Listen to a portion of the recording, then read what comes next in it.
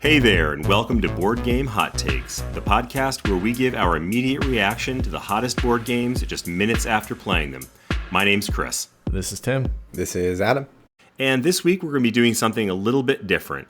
We're not going to be talking about a specific game, but instead we're going to be talking about solo board games. And actually, this is something that I'm really interested to hear. I'm a bit of a passenger on this one because I am not a solo board gamer, and Tim and Adam both are. So I'm really curious to hear about what they have to say about the top games to play solo. Before we talk about our top solo games, let's listen to what some of our Twitter followers have to say about solo gaming.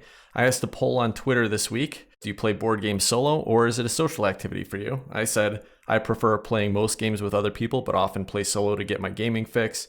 And some games are even better that way. And I asked people to tell us their thoughts. Before I go into the poll results, though, I think it's worth just mentioning, if somebody's listening here, you're into board games, you may not know that there is a way to play games on your own. So there are some games that either, even if it's a multiplayer game, that you can play just as a single person, there may be rules that support that. And then there are also some games that are made just for solo play as well. So you may hear some of those come up today, but just thought that was worth noting. Poll results were like this. Okay, so I had 4 options. I said never solo. So that was 23%. So 23% of the 99 votes that contributed to this poll said that they never play solo. 38% said occasionally solo. So pretty decent amount there. 35% said often solo, another large amount. And then 4% said only solo. So 4% of the people that responded on this, which would be about 4 people, don't ever play with anybody else. They only play solo. So kind of interesting results there. Did that surprise you guys? Honestly, the one that surprises me is the 4% or the 4 people who only play solo. And it makes me wonder, is it because they just prefer playing solo and don't like playing with other people? Or if that has something to do with COVID and it was, their gaming was affected by that, or what the reason for that might be. Yeah, I can actually answer that for you because some of them left comments. There's a Facebook group, Solo Board Games. A lot of conversation. There's like 20,000 members on there, but these are people that are there to follow solo board games. So a lot of people talking about the games they're playing, and I kind of put the poll out to them as well. We may have skewed the results a little bit by having some of those people that are in a solo board game group come over and respond on this poll. Even before I did that, I was kind of surprised because we were seeing about 30 on those top 3 options, which even still surprised me. I think after they started contributing it, that the numbers went up here a little bit. The one thing that I got repeatedly from that group, some like 70 people responded in my Facebook post about this poll, and they said, well, you should have had an option that said mostly solo, because I don't say only solo because I occasionally play a party game with my family at Christmas. So I got a lot of comments on that. So sorry, I promised them all that I would mention that this is not a good scientific poll. Also, I should not have probably left it in the solo board game group if I wanted a scientific poll on whether people are playing solo board games. Some selection bias there. It's not going to be peer reviewed and double blind and all that. Exactly. We did have a few other comments here.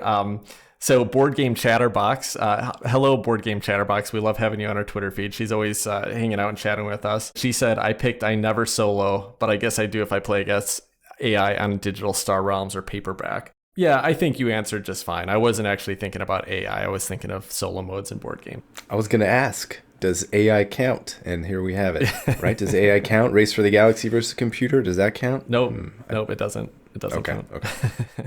Some of the people that actually responded and said that they did only solo actually said, no, I hate playing with other people. So they like board games, but they hate the experience of playing with other people. And that's pretty rough. I mean, I definitely can see there are people that you could have really frustrating experiences with. And maybe there are some people probably they don't do well with defeat. They don't do well with take that against them and stuff like that. So maybe they just feel like they're better solo. But I think that's pretty interesting. I can also see it as like someone who enjoys doing a crossword puzzle. That's something they like to do. They just take the time for themselves. So getting a game out and setting up this little puzzle is kind of indulgent. I think it was Christina from Board Games Barrage who was talking about this. It's like a little treat for yourself. You set it up and you just take the time and have the little pieces, and then you just work that puzzle against the algorithm, against the AI. So I think that's kind of a nice way to look at it, and I can totally see it from that perspective as just a totally fun thing to do. Savania Games commented and said, I'm often drawn to solo gaming as both a way to unwind, but also to explore options for cooperative gaming that might benefit the next in-person group run I do, perhaps to improve an upcoming game or to explore options we might not look at when we meet. So that's somebody that's just trying to make their regular board game group game night better. And I think that's a good intention. I like that. Does this mean too, like, this is for me how I kind of learn the rules. I play a few-handed solo, so I'll play like 3-handed solo just so I can get the flow of the game and teach it better if it happens in real life. You know, it wasn't really what I was thinking about when I asked that poll question, but some of the people on the solo board game group actually said that that's the only way they play solo. So they just play regular competitive games and they play it multi-handed. Yeah.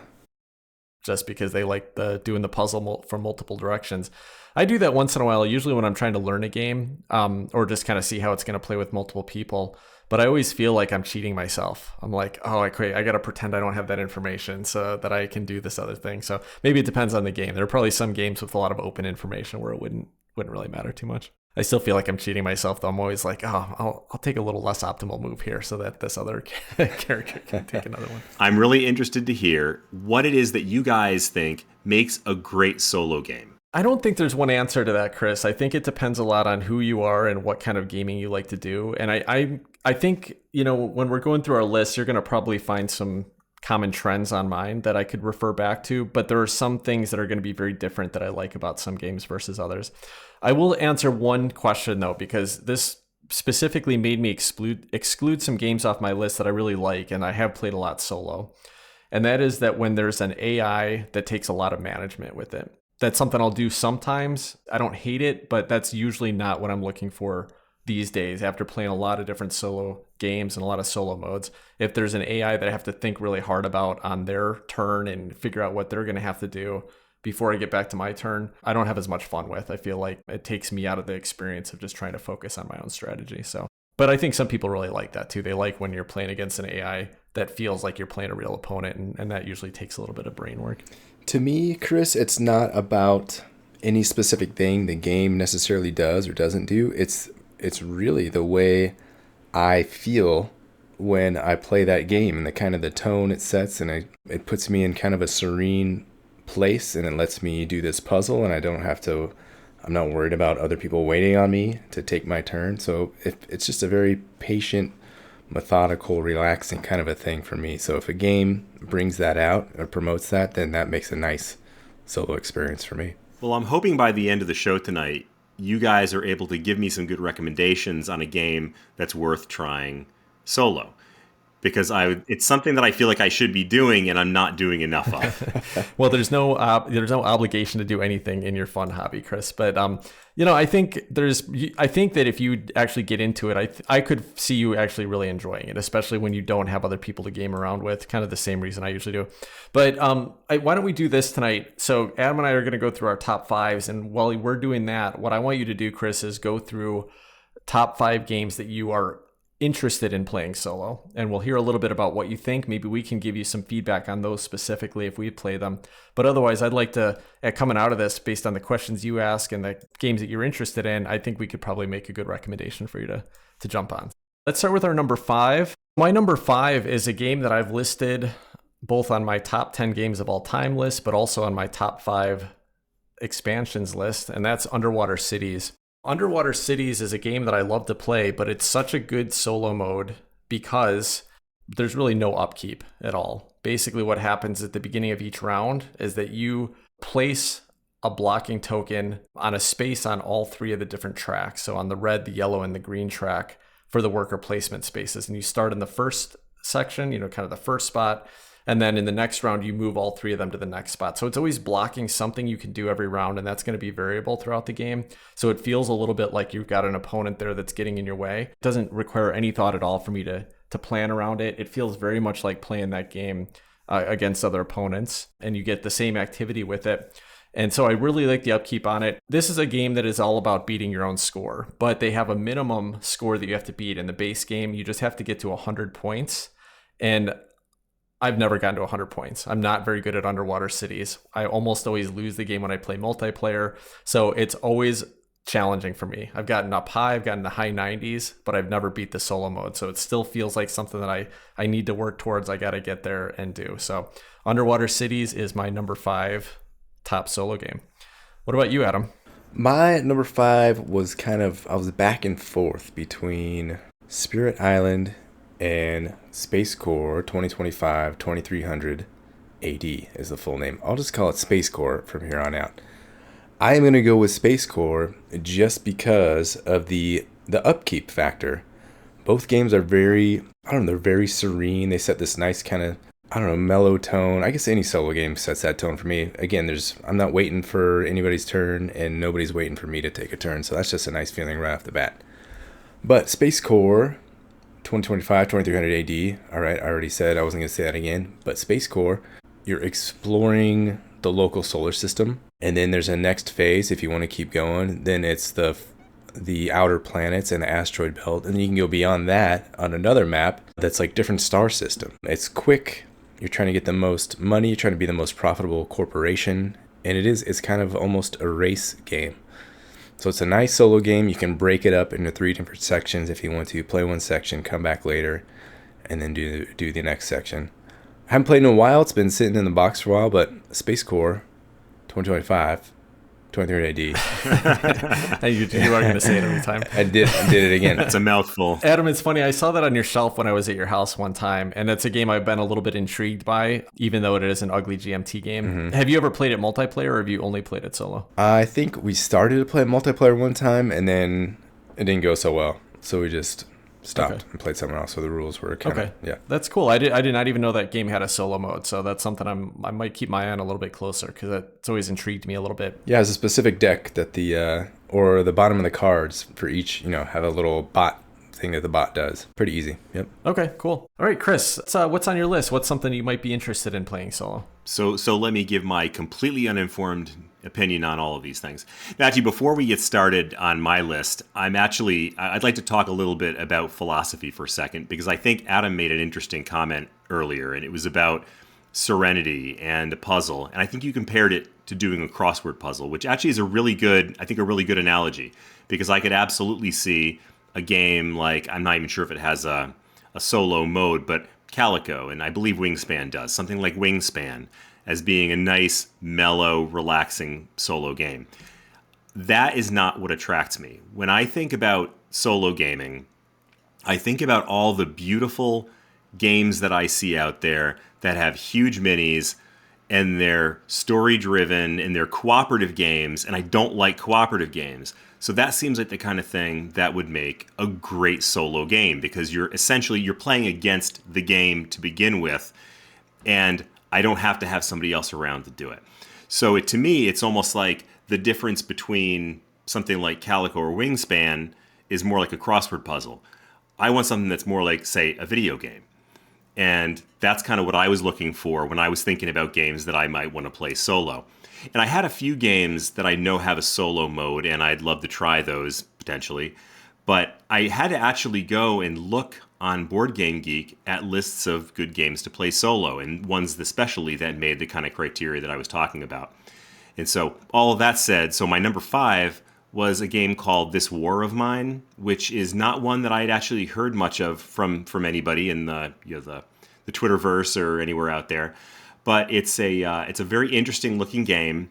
It looks very graphic. It looks very story driven. It's about survival in a war-torn city. And it reminded me in a lot of ways of Outlive, which is another game that we've talked about recently. And it's a game that I really love that sounds like it's at least somewhat similarly themed.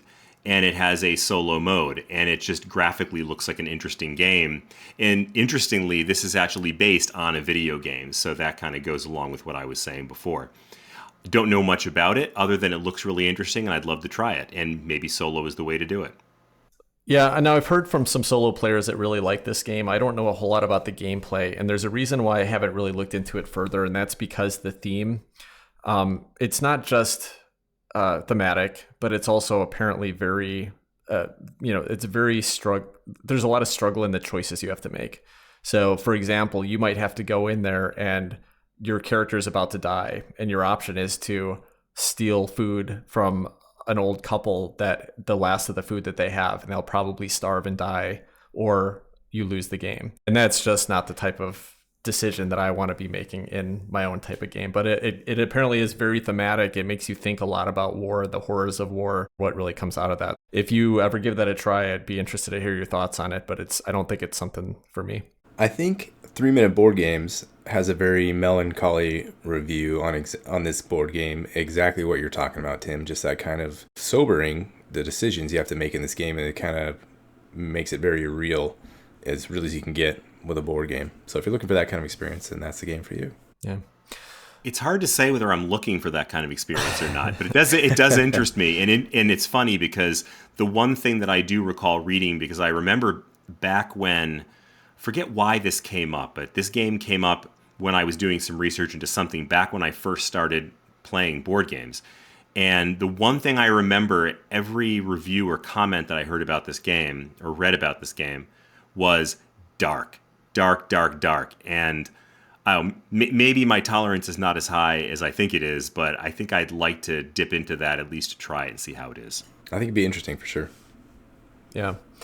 So, Chris, I'm going to mention one here, and maybe it's on your list, I don't know, but this is probably the only one on my list that kind of meets what you're looking for, what your criteria is. It happens to be exactly what you're looking for, which is a cooperative game with big minis, and it's got an extra bonus in that you own this game, and that's Cthulhu Death May Die. So this is my number 4. I also don't really like cooperative games for the most part, and there's 2 reasons I don't usually like cooperative games. Number 1, when you're making decisions with other people, it usually ends up being that somebody at the table is probably a little more assertive and going to make most of the decisions at the table. And maybe not, maybe everyone is all having some input together. But I think that often happens. And so a lot of the time it feels to me like, well, wait a second, why is this person even playing? They haven't actually made a decision the whole time. They're asking everyone else what to do. It's called quarterbacking, right? That's like a common term for it. And obviously some groups are worse, some people are worse about it. But it's just the fact that it happens frequently enough in a co-op game that's frustrating to me. Well, solo fixes that. And so Cthulhu Death May Die is a really great example. Now, I haven't had too much trouble with quarterbacking in Cthulhu Death May Die, even when playing it multiplayer. So I still actually enjoy, that's one of my few multiplayer games that I actually like. But solo, it's even better. And what this game does better than a lot of other co-op games that are then, played as a solo, is that you are playing 2 characters, but the characters are so easy to manage in this game that it doesn't feel like too much brain burn. Alternatively, like I tried soloing Gloomhaven Jaws of the Lion. It's a fun experience, got a little grindy, but one of the things I didn't like about it was just the tracking 2 full different hands of cards and trying to make decisions, like, okay, I planned this guy's hand out, now I got to plan this guy's hand out. And by the time I'm done with that whole turn and running the monsters, I forgot what I was going to do with this other guy. It's just a little bit too much weight. Cthulhu Death May Die is so streamlined and easy to handle, but fun decisions. So many different characters that have different engine building mechanisms with it. The events that happen in that game, they're always exciting. It almost always comes down to the last die roll with the great old one at the end. So it's tense and it's fun. So that is a big mini story-driven cooperative game that I strongly recommend. So I've had a great time with it. The only thing missing for me is that there's no thread between the stories. So you play a scenario and then you move to the next scenario. Nothing carries over. There's no story that really carries over. And I really do like legacy or even campaign style games. And Cthulhu Death May Die unfortunately doesn't have that in, but it does everything else so well. I still love it. Note to Simon, Cthulhu Death May Die Legacy. I actually looked, I was surprised. I figured somebody by now would have at least come up with like a homemade variant of, okay, if I beat this scenario, then I get this extra bonus. And if I lose this scenario, then this thing happens. That'd be so easy to kind of put together. And I couldn't find anything that anyone's done yet. I was kind of surprised by that. Adam, what about you? What's your number 4? My number 4, this is a little bit of a cheat, is Baseball Highlights.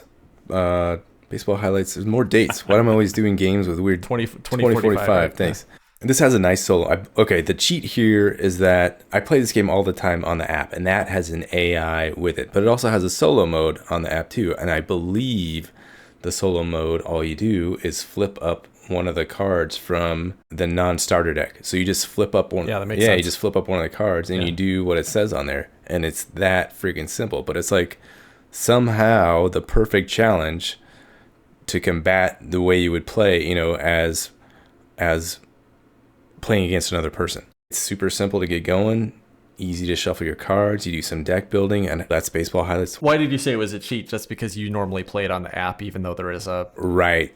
So normally I play it on the app against an AI opponent rather than the solo mode. Got it. That's my cheat here. But I've played the solo mode before once or twice, and it's good. It's clever. Yeah, it works out. Yeah, I can see that, though, understanding how the game mechanisms work. That's all it would take. You basically just flip a random card off the top, and then you interact with the card. It's funny. Pretty great. Cool. All right, Chris, what about you? What's your next one that you're intrigued by? My number 4 was Nemesis. And the reason for that was not that I know a lot about this game, but I'm a huge fan of the movie Alien, and there's obvious, corollary there between the movie and this game, which looks a lot like Alien. And I think I first saw this game when I was looking through the Board Game Geek top, 100 or whatever it was. And this game was ranked overall 21 and thematic number 8. And I think the only reason that I didn't buy this game back when I first saw it was because it's a semi-co-op. But of course, like we said, you resolve that issue by playing it solo. So this is one that looks like it has all of those, it checks all those blocks that I was talking about for really cinematic, thematic, big, pieces to play with a huge toy factor. Just looks so cool. And it's the kind of thing that I could almost see that could be a little scary, playing that in a dark room in the evening. So that's one that I think would be a lot of fun to play solo. Did you confirm, does Nemesis actually has a solo mode? Board Game Geek does say it has 1 to 5 players as an option. So okay. That doesn't surprise me too much, I guess. One of the things I think that Nemesis is supposed to do really well is that it is a semi-co-op. And that means that, when you are on, playing with the other cooperative players, somebody there might have a mission that would oppose what your mission is. And so they may actually get in your way ultimately, but nobody knows what those are. And that to me seems like the most interesting aspect of that game. So I'm curious how that would be played out in a solo mode. I think you would lose that aspect, but otherwise I would assume that the rest of the game would play out much like Cthulhu Death May Die or some other kind of dungeon crawly type of game. Important question for you, Chris. Your favorite movie of the series is the first, Alien, or is it Aliens, the second one, or do you like the whole arc? So, okay, funny story. So it's 1981 or whatever year it was, a couple of years after the movie came out. And at the local college near where I grew up, they played movies, second run movies for free, like in an auditorium somewhere. And this is shortly after E.T. came out. And my dad saw they were playing Alien at the theater or at this, the auditorium at the college. And he thought, oh, well, that's probably going to be something like E.T. So he brought me as like a 9 or 10-year-old to go see Alien. And I remember riding home in the back seat, absolutely stone cold frightened out of my mind. And I have never forgotten that moment. I bet. But wait, so what was the question again? The Alien or... yeah. I hear a lot about Aliens being the best one, and you specifically called out Alien, so I wanted to ask why. Yeah, they're different. Well, very different. Very different. They're the first one's a horror movie. The second one is a straight up action movie, and the second is so badass. Especially Bill Paxton is just like absolutely killer. I'd say between those, it has to be one of those two. There's a whole bunch that came after that, but it's got to be one of those two. I don't think I could separate them out. It's like saying, which Star Wars do you like best? That's everybody fair. has their favorites, but there's some that just kind of have to go together. That's fair. What about you, Adam? Did you have a favorite of those? I've been hearing lots of talk about them lately. I want to go back and watch them both and get the different tempo and the different pacing and the different kind of the two genres, but the same.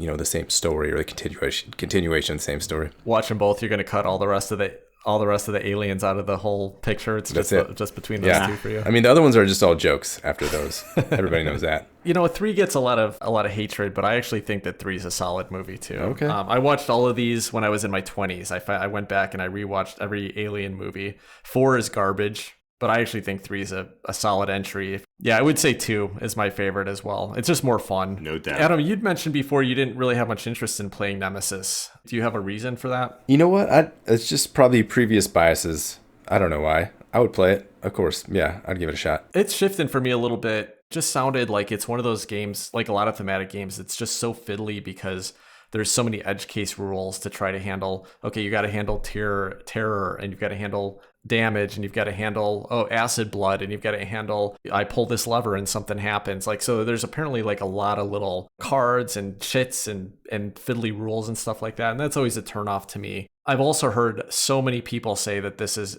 their favorite gameplay of experience of all time. You'll sit there for 3 or 4 hours, you're helping your buddies out, but what you don't realize is that they just wanted to send you out the airlock and have you die, so they're hanging out with you the whole time. And your goal is to try to rescue the ship. And there's just something that's so fun when the person that's next to you could be the monster. That terror is kind of like, I've got to work together or we're never going to get away from these aliens, but they could kill me in the end, so I got to be wary of them. I'm kind of interested in trying it out now. I wasn't before, but I would like to give it a shot. I totally agree with you, Tim. With these big, huge games, there's always something like worrisome or overwhelming about having to learn all these fiddly edge case rules. But if you know that's coming and if you're expecting it and you're willing to, all right, there's going to be some searching around in the rule book and we'll find it together and we'll be able to talk and hang out while we're figuring this out. If you can get into that mindset, then yeah, I think this game would be a blast to get into because it's just cool. Who doesn't want to be running around a spaceship trying not to get overrun by aliens? Sounds rad. Yeah, totally. Well, and it really mirrors real life because, push your buddy out the airlock. And we've all been there. Just last week we were talking about Tim pushing his buddy out the airlock. He had to do it. Yeah. All right, well, let's move on. So my number 3 is a game that's kind of newish to me. This is One Deck Dungeon. This is by Asmadi Games. And One Deck Dungeon is just literally that. In the box, you get a deck of cards. You get a couple tarot-sized cards, which represent the different characters you can play in the game. And you have some tokens that represent your life and potions. And then there's a bunch of dice of different colors. And that's the whole game. I actually had a chance to play this game on a mobile app. There's an app version of it. I think it just came out for the Switch as well. But I'd had a chance to play this several years back. I was on a flight and downloaded it because I'd heard some good things about it. And it's a really fun app, but I never got the sense of what the physical experience was like, what the components were like. But I was always really interested in it. And so I reached out to Asmadi Games and asked them if I could get a review copy because I'd like to talk about it. So I'm not going to spend too much time on the game here because I'm going to dig in deeper on a future episode and we're going to really get into it. But I've had a chance to play this game about a dozen times in the last week. And I love it. Basically, it's a dungeon crawler with a deck of cards, and it just handles it so perfectly. What this feels like to me is Slay the Spire. It's like you start out with a weak character, you go in, you attack a monster, and if you get through it, you get a reward for it, and your guy gets a little bit stronger. And it's just this escalating series of those attacks until you get to the boss monster at the end. And this whole epic battle plays out in like 30 minutes, and it's just great. Every turn is a fun puzzle where you're taking the dice that your character can use from his attributes and then trying to cover up spaces on the monster cards, which blocks out certain negative effects. For what you get in this little tiny box, this game's amazing. And one thing I've been looking for in a solo game for a long time is a small box solo game that I can set up in a minute and I can bust through in half an hour. And I've tried games like Friday, which it's a fun game, but it gets a little bit fiddly, a little bit tiresome. It's very punishing. I played games like Deep Space D6, which is a game that feels kind of similar to this, but I've just never enjoyed the experience that much. One Deck Dungeon gives me exactly what I wanted in a small box, quick setup solo game. So that's why it made my number 3, even though I haven't been playing it that much. There's so much more for me to explore here. There's a campaign mode with it. I want to pull it out and play it right now. I could play this game repeatedly a dozen times in a week and still be having fun with it. And I think I'm going to see a lot more of that to come. So it jumped up quickly on my solo list and can't wait to play it some more. But I'll talk to you guys more about it, fill you in a little bit more on the details of the mechanisms on an upcoming episode. But I wanted to get it on this list. Right now, I would ask more questions about it, but I want to spoil the show. Yeah, we'll go in deep on it. I got a lot to say about it. So Adam, what about you? What's your number 3? My number 3 is Dune Imperium. It's got a lot of support from Direwolf Games. They keep releasing new little variations and stuff on the app. The app does it all for you. That's what I prefer to use when I play solo with this game. You just, okay, it's this bot's turn. What's he going to do? Bloop, click the thing, done. Next guy, click the thing. Done. All right, now it's my turn. It is a little bit, they're just kind of blocking spaces. I guess in the strictly solo mode, you are competing against them to try to win, and you can adjust the hardness, which is kind of neat, I think. And it's just so quick. Light overhead, light admin, like you were saying, Tim. You don't have to do much thinking for the AI. It's just quick, and you can get to your turn, think through the puzzle, and done. So Dune Imperium is my number 3. From what you were just saying, is that basically the app is acting like a human player and doing the same things a human player would do, or is it more like a traditional automa? It's more like an automa, I would say, because the app flips up a card and says, okay, this character, so it's just like another one of the houses. This character puts their agent on this space, and it gets 2 cubes into the battle. And that's basically it. And then at the end, it's going to go into the conflict just like a person would, and it can win the conflict if you're just playing strictly solo. Those guys can win the game. So you're competing against them. You're not like competing to get a score or see if you can get to 10 points in 7 rounds or anything like that. You're actually playing against them. So I don't know. It's kind of like playing against a person, but it's also very much traditional automa. I don't know how to separate that out for you enough. Chris, I'll tell you too that this game actually does have a deck of cards, and that's really what the solo mode is. So you don't even have to play with the app. I think that there are some of the variations, like Adam said, they've started to add some ways to change it up, but it essentially does the same thing. If you play with the app and you just play the basic solo mode, you just press a button to flip a card. So it's doing the same exact thing. So you don't need an app. But yeah, it's essentially blocking a space and then committing troops to the conflict potentially, so it's doing the same things that human players would be doing in that situation.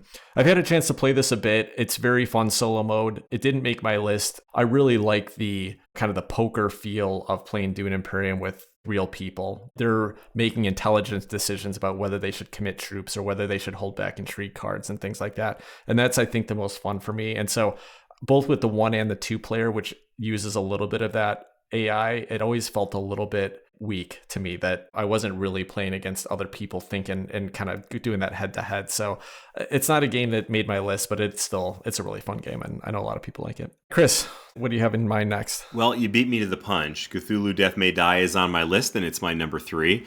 It's an easy one because I've already got it, and I actually don't have a whole lot to say about it because you kind of said it all already. I mean, it meets all the criteria. It's got the big figurines. It's heavily thematic. And there's just a lot of excitement in the game. And I've experienced it playing it as a cooperative game. We've played it together as a cooperative game with our families. And it's just a ton of fun, and I can absolutely see how taking that on as a solo game would be just an absolute blast, and I'd love to try that one out. Yeah, and this is an easy one for you too, Chris, because I know Rachel even likes this game. So at some point, if you guys just have it set up on the table and you play a game, just leave it set up and then take a stab at it yourself, because it's as simple as just like you just run the 2 characters. There's really no difference between playing a 1-player and a 2-player game with this. Really easy to get into if you already know the game. Yeah, this one definitely checks all the blocks for me. Cool. So my number 2 is my most played game of all time, and that's Everdell. And of course, one of the reasons why it's one of my most played games is because I've played it a ton solo. I've had a chance to play it a lot multiplayer. I've got a lot of friends that really like it. My wife and my daughter like it, so played a lot of this. It's a great solo game, and I've played it out of the box a lot. But there's something that this solo mode does out of the box that I don't like. And that is that it makes me have to play the game differently than I would against other people in order to play optimally. The reason for that is that basically the way the game works, there's nothing you have to think about with it. You just block off some spaces at the beginning of each round. And then every time that you get a card, the opponent gets 2 points. So you're playing a whole game the time saying, like, if I get this card, I have to think about whether it's worth at least 2 points compared to my opponent. When you're playing the game against other people, sometimes you're taking a card because you've got an extra space in your city and there's no reason not to take it, even if it's worth 0 points, but it might get you a resource or something like that. And so it's kind of like terraforming Mars in that way, and that I don't like that I have to play a different game against the AI opponent versus against a real person. So why is it on my number 2 on my list of top solo games? And that's because there is an upcoming expansion called Mistwood. And Mistwood was created solely with the intent of creating a human-like AI opponent that does all the same things that you do. They score the same way that you do. I was a play tester on that expansion. So I played dozens of games with this solo mode from Mistwood. and it is awesome. And it's so thematic. In Everdell, you're playing with these little woodland creatures. Well, the AI opponent is this spider, this spider mom, and she has 8 little workers that she sends out. So while you have 6 workers over the course of the game, the spider has 8. So you even have a little bit more of an opponent. Now, it does take a little bit more management than the base game, kind of the rugwort variant in the main game, because you have to flip over a card every turn and then it tells you what to do. But it's pretty simple stuff. It tells you which space to put the workers on or how to score. Once you kind of get the groove of it and get the iconography down, it's like playing Dune Imperium, essentially. It's so much fun, and I love Everdell so much, and it's such a great competitive way. The fun thing about playtesting with this too is that Everdell has 5 other expansions at this point, and they all change the game completely. This solo mode has been tested to play with all the expansions and to work well no matter what you're doing. You just swap out some different cards depending on which expansion you're playing with, and so you're interacting with all the different components of the game. It's really fantastic. Rob and Chrissy were the 2 designers on the game. I had a chance to interact with them during playtesting. They're very passionate about it, love their creation, really good at taking feedback though, and I think we ended up with a really awesome game coming out of the end. So look forward to that. If you're a solo player and you like Everdell at all, that expansion is just fantastic. It's super fun. So that is my number 2. It's Everdell with the Mistwood expansion. Is that out yet, Tim, or when's that coming out? They had the Kickstarter for it several months back. So I think it was supposed to be coming out this fall, distributing to backers. And then of course it'll be available in retail. Who knows, with the COVID situation, when that will actually get out, but it's not available to buy today. It should be available, I would guess, 3 to 6 months. Adam, what's your number 2? My number 2, it's a game I've been recently playing very much, Imperium, the Contention. Been talking about a lot recently as well. This game is a little 4X light, played on a grid of location cards. The AI is super easy to manage. There's a little campaign mode. You're usually just playing against another single AI, and it's easy to set up. Their ships get out there, you're fighting against their ship miniatures, and if you win, you go to this page. If you lose, you just start it again. Super easy, super fun, lets you explore the game, explore the mechanics, get down to business. Each game lasts maybe 15-20 minutes. Super easy movement rules for the AI to follow, and then you just get to your turn to decide what you don't want to do with your cards and your ships. That's Imperium the Contention. Very fun. Yeah, it sounds fun. I'd like to try that. I think mostly for solo. I'm interested in trying a multiplayer, but that actually sounds more appealing to me just as a solo campaign experience when you've been talking about it. So pretty neat. I'm actually glad to hear that you really like that game, because I remember when we talked to Gary Dworetsky back before the game came out, and I believe he was actually our first interviewee on the show, our guest interviewee. Yeah. And it looked really good, and of course the game at that point was not out. So I'm glad to hear that it's actually come out, and and it works well for you. The game is super fun. It's been getting some good reviews lately, and some favorable reviews from some favorable reviewers. So it's good to see. Are they planning on doing a reprint of that? Is that a game you can buy right now, or is it? I've been keeping up with some of Gary's posts, and I don't know if it'll be available on the Slay the Spire Kickstarter. And he was talking about doing an expansion after he gets done with Slay the Spire as well. So I'm sure that time there'll be a reprint to go along with the expansion. Well, Slay the Spire is one of those Kickstarters that I don't back very many new Kickstarters. I don't intend to do very many, but that's one I may actually put my money behind. And so if I do, I might pick up Imperium just for the solo mode, since you've been talking such good things about it. It's pretty neat, and it's a light box, easy to manage, fun to get through. Not much stuff. It gets right to the game. It's cool. Nice. All right, Chris, so what's your number 2 that you're interested in? My number 2 is Return to Dark Tower, which of course is not out yet. That's a Kickstarter that I'm still waiting on. And I feel like this game comes up at least once per episode for one reason or another. I think I talked about it last week. I hope it's good, or you're going to be disappointed. Oh, seriously, I'm going to be devastated if this game isn't just the best thing that's ever happened. But I mean, this is another game where it's I believe it's semi-co-op, and there's just so much wrapped up in this. I think last week I had talked about, my memories of the original Dark Tower back in the day, even though I'd never actually played it, but it sort of looms large in my memory of the sort of the cultural zeitgeist of the early 80s. And this is a game that just looks like it would lend itself very well to exactly the kind of thing that I've been talking about, sort of that video game-esque experience with the very visuals and the pieces and the toy factor. And this one, not only do you have a bunch of great minis, but you have this gigantic foot-tall tower that makes noises and drops little skulls and all kinds of cool stuff. So like all the things that I'm talking about, at least from what I know, I haven't played it yet, but it looks like it's going to be absolutely amazing for all those reasons I was talking about. And now the real test is going to be when that box lands on my doorstep and I try it. And I'm either going to be over the moon or you guys are going to hear me crying on the next episode after that. If it's a good game, I expect it's going to be a good solo game because that is made to be a co-op game anyway. And the nice thing is you probably don't have to do any management with it since it's all managed by the app and the tower, the electronics of it itself. It's probably pretty much just like press a button and it does what it needs to do. I'd really be interested in hearing your thoughts and hopefully playing at some point. Tim, what is your number one? Yeah, so number one is Lost Ruins of Arnak. I'll just get right to it. This is by Czech Games Edition. Two designers, Min and Elwin. Lost Ruins of Arnak is, of course, a fairly new game. It's from 2020. We reviewed it on the episode here. And when we reviewed it, I'd had a chance to play about half dozen solo games of it. And I was really enjoying it. I think that's where this game shines, is at a 1 or 2 player game. The solo mode that comes out of the box is pretty slick. It's 10 little tiles, and 5 of them can be separated out to make the difficulty harder. So you've got 5 green tiles that you can swap out, as many as you want to add red tiles, and that makes it more challenging. In my first half dozen games, I started at like medium level, and then I just went all the way to the hardest, and I never lost a game with the difficulty they had in the box. It was close sometimes, but that was kind of a turnoff for me. I don't like a solo game where I can just beat it easily all the time. I want it to be a real challenge, something that makes me feel like, hey, if I just won this, I must have cheated, because there's no way that should have happened. So I was a little put off by it and kind of put it on my shelf for a little while. Well, Czech Games Edition has also added some support for it. And they've done 2 things. One, they added an expanded solo mode, which you can either print and play, or they have a web app for it.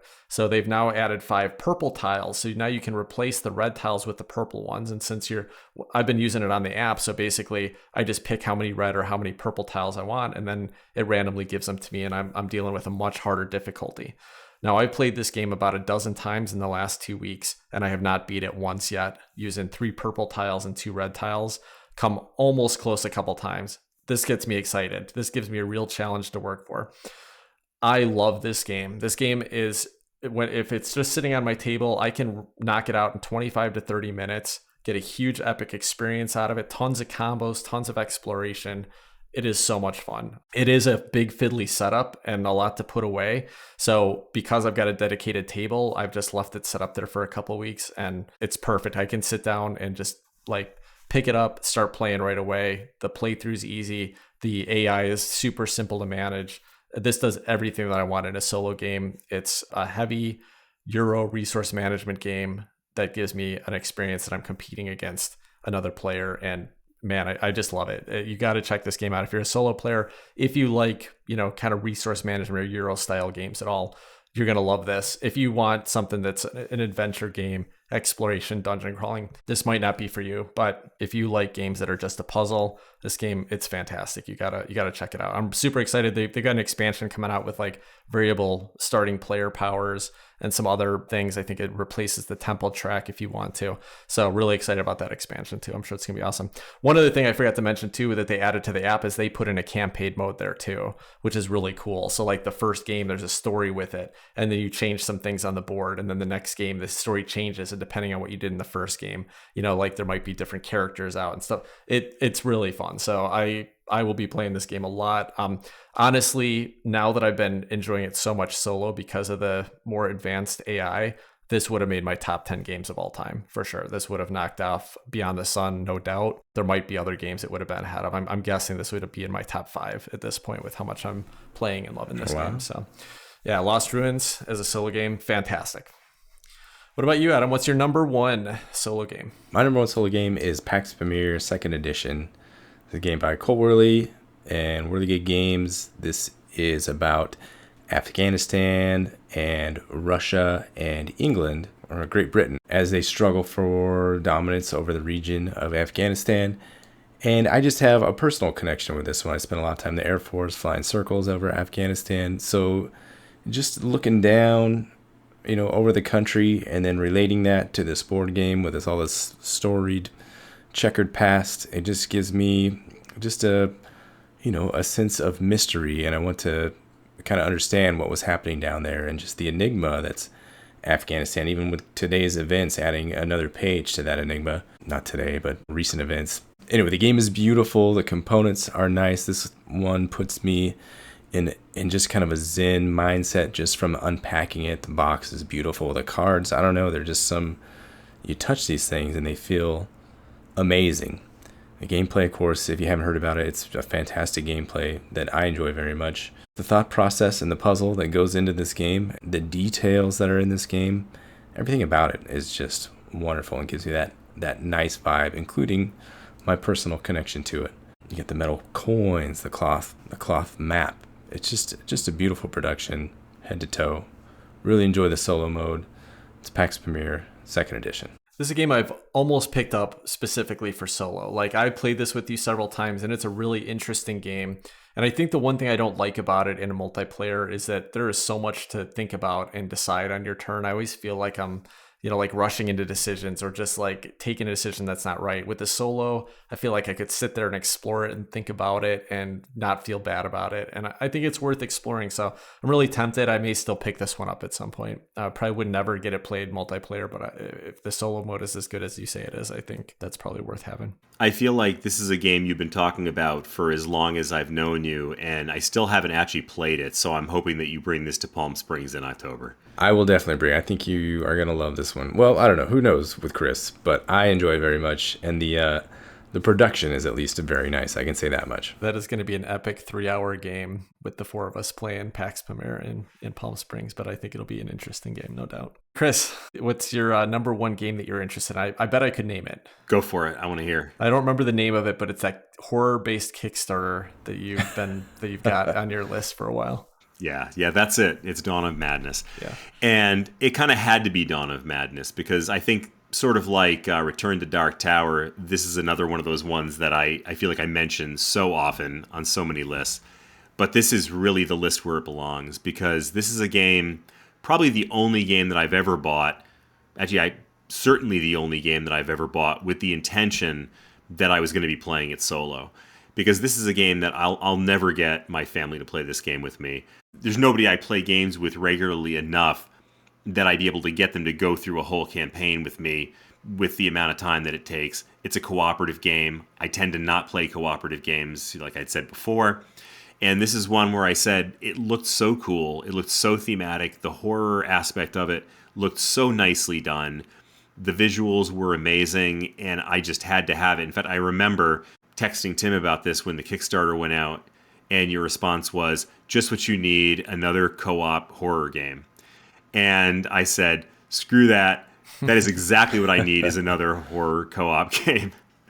And, it's like Return to Dark Tower. This is one where I'm going to get it, and it's either going to be amazing or it's going to be an absolute tragedy. So keep my fingers crossed that it's going to be amazing. Chris, it might not be the smartest financial move, but I almost want to move to Portland just so I can run through the campaign of this game with you. It looks so cool and so like horrifying and gory, and it just, I don't know, it'd be fun to experience this game with you for sure. Well, maybe if it's that good, then we can get together and have a horror fest weekend and we can go through the whole thing. Let's do it. Chris, what's the expected delivery date on this game now? God, I've lost track because they're still in production. Like with so many of the games that are out there now, the time frames are all being thrown off by the global production issues and the global shipping issues. So at this point, I don't think we really have a great idea of when that's going to be. Yeah, hopefully the game mechanisms are interesting and you'll probably love it. This would probably be a great fit for you. But it's so hard to tell with some of these Kickstarters that have, cool components and stuff like that. But it's just hard to know what the gameplay is going to be like. So I'm hopeful for you that it's one that's actually fun and not too way too many edge case rules and fiddliness and stuff like that, because I've heard things like that Etherfields game that came out and a bunch of this stuff actually by Awaken Realms tends to get that reputation of just being so full of poorly written rules and edge cases and things like that make it a slog to get through. Hopefully these guys pulled it off with this one. Yeah, I hope so too. Adam, did you have any kind of runners up or any solo games that you wanted to mention that just didn't make your top 5? Yeah, I had a couple that I'm curious about. So one of those, there's a solo mode for Smartphone Inc., which I've been smitten with lately. That looks interesting. And I've also read a lot about Nemo's War, which is a strictly solo game. Tim, do you have that one, or have you owned that one at one point? I was really, really close to backing it. Now, I'll tell you the reason I didn't. It's very, very dice-based, I guess, meaning like, basically everything that happens in the game, it's like throw up a dice and see how you do against the other ships that come up. And I think it can play really long. So I have a feeling that it's probably a fun experience to do a couple times, but I don't think that I'm going to spend 3 hours, just chucking dice. After reading the rules and kind of watching a game through, it felt like it would be a slog to me. But I know a lot of people love this game, so might be a good fit for you. I don't think it'd be a good fit for me. I haven't pulled the trigger, and I don't know why, but I thought of just buying a solo game that's only for solo. I don't know. It's just weird to me. I guess there's the next one I'm going to talk about is the same thing. Under Falling Skies. Have either of you guys tried that one? Yeah, that's one I haven't tried yet. Very interested in. I'll probably pick that one up at some point.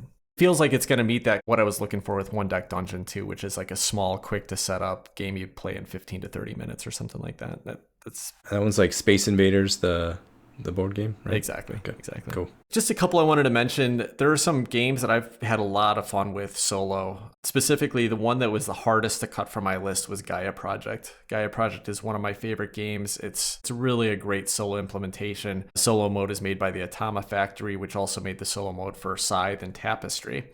And I want to mention those because all three of these, even though I've played them a lot solo and I like them all, what I don't like about any of them is that they all have hex-based movement rules with them, and that gets really complicated to figure out what you're supposed to do. Now, once you get into playing it and you play a few games in a row, it starts to kind of become second nature. But every time I try to pull out any one of those three games and get back into it, even if I know the rules of the game itself, I have to relearn the movement rules for the Atama. And that just slogs the whole game down for me, and it makes it more brain effort than I want to put into it. So I wanted to mention those because they're all great. And if you don't mind putting in the work and, kind of learning how the movement works in those games, they're all really, really cool games to play solo. They're just not games that I want to go back to as much anymore just because they're too much to manage. One other one I just want to mention briefly, almost everybody considers this the best solo game of all time, and that's Mage Knight. I own Mage Knight. I played it a lot. I probably got about 20 games of it in. I actually brought it to India with me when I went there for work and played it in my hotel room. It's about a 4-hour game every morning before I went into the office. So I really got to explore it, have some good memories with it. But the game it's not one I needed to keep. It wouldn't make my list, and I just wanted to call it out. It's not like I haven't played it. I gave it a shot. It's just a little bit too much of a slog, and it's pretty ugly. So it just is not the full package for me as a solo game. So Chris, I think really your best bet is just to try Cthulhu Death May Die. Honestly, you already own it. You already know how to play it. So playing it solo is going to be super easy to get into, and see if you have a fun time with it. And if you, don't, I don't know when you're going to have a fun time playing solo, but if you enjoy that, I think there's a lot more for you to explore. So that would be my recommendation as the first solo game you should tackle. Good call. One thing I'll mention about solo playing, the reason why I got to playing solo is just because I wanted to be playing board games more than I was otherwise. That was originally why I did it. So the first attempt is I bought this little game Friday. It's called Friday. It's a little deck builder. It's based on Robinson Crusoe. I bought it and I played it once or twice and I was like, that's dumb. Playing a solo game is stupid. I don't feel like I got the experience of playing a board game with my friends. So I put it away. And then when I got a little bit heavier into gaming and I picked up Scythe, and I remember we played a couple game nights with it. But then I was like, man, we're going to get to play this once every 2 weeks, maybe once a month. And I want to explore this game more. So I pulled it out and I learned the solo. And I think that's what's really, that's when I learned to really love solo. It was because this actually fulfilled something that I really wanted, which was I wanted to dig in and explore and play this game a lot more. And the solo mode gave me a chance to do that. And once I kind of got into that mode, I started to get excited about playing a solo game. And now I enjoy playing a solo game as much as I enjoy playing with other people. Obviously, I miss the company of playing with people, but the gameplay experience itself, my wife wants to go to bed at 9:00 on a Saturday night. That's okay. I'll play a game by myself. Even if I would have loved if you played with me, I'm totally fine with it. So I think it's worth thinking about if you try your first solo game and maybe it feels like something's a little off or a little missing. Think about why are you doing it? Really, the time I would watch for it is like, I really want to be playing a game right now, but nobody's around. Rachel doesn't feel like playing a game. Then try it. See if you get that experience out of it that you were hoping to get out of a gameplay. That's my deep advice. No, that all makes sense. And maybe another version of that is kind of what I said about Dawn of Madness and, maybe some of the other games like Nemesis, a game that I really want to play, but it doesn't strike me as a game that would be terribly exciting playing it with others because it's cooperative, and I don't particularly want to get into that cooperative mode. I want to play the game, but the multiplayer version just isn't something that's going to be attractive. Yeah, makes sense. That can wrap up our conversation on solo gaming. If you'd like to chat with us, if you want to share what your favorite solo games are, we'd love to hear them. Maybe, we'll learn and explore some new games that we didn't know about before. Reach out to us on social media. You can find us on Twitter at BG_hot takes. And you can find us on Facebook at Board Game Hot Takes. Love to chat with you. Until next week, take care, everybody. Bye, all. Bye-bye.